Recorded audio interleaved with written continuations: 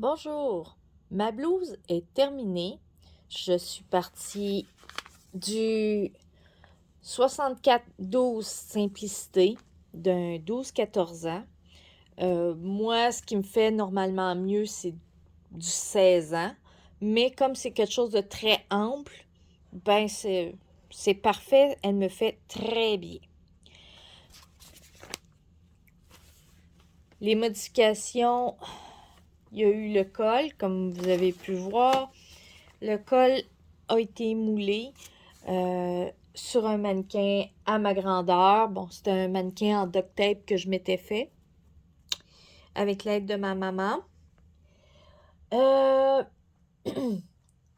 Pour le col, l'extérieur a été cousu à la machine, l'intérieur tout cousu à la main. C'était long. Je voulais aucune piqûre extérieure qui paraisse. Il y a eu une sous-piqûre ici. Je vais ramener, excusez. Parfait, comme ça, on va voir mieux.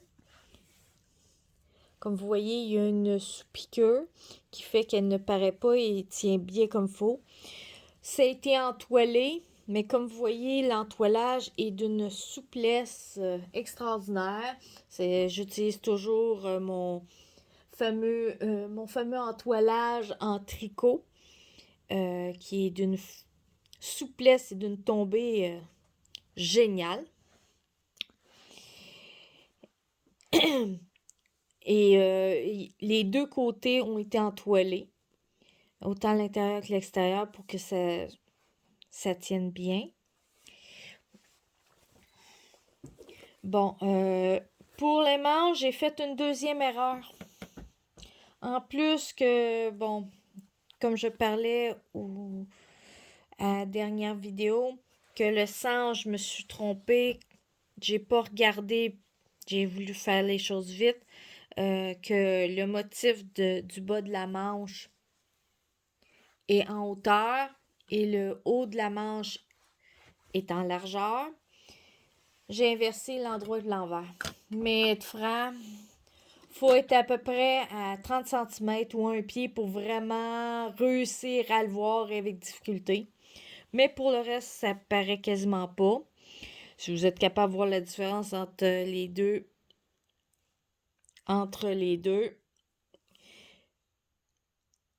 il y en a pratiquement pas. Et bon, ce soir-là, j'étais un petit peu fatiguée quand je l'ai faite. Ça fait que ça paraît pas. Puis pour les manches, d'une manière ou d'une autre, on va plus voir l'intérieur de la manche que l'extérieur. De la manière qu'ils sont faites et tellement grande ouverte. On va ramener ça. On prend la manche. Yep, là. Comme vous voyez, on va voir plus l'intérieur de la manche.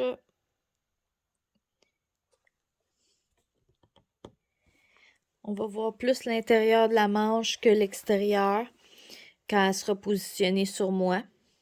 Ça fait que ça dérange vraiment pas grand-chose. Pour le reste, ça c'est très bien fait. Et elle est magnifique avec un petit décolleté en cœur. Bon, mais je vous laisse avec ça. Ah, j'oubliais. En passant, le passe-galon que j'ai fait, c'est l'équivalent d'une couture rabattue, mais plus large. C'est à peu près la même chose, sauf qu'il a fallu beaucoup plus de fronçage parce que c'était un petit peu compliqué. La pièce de la manche est en partie ronde. Et les manches sont rectangles, puis beaucoup de fronçage. Ça fait que, comme vous voyez, il a fallu 3 fils de fronçage pour le faire.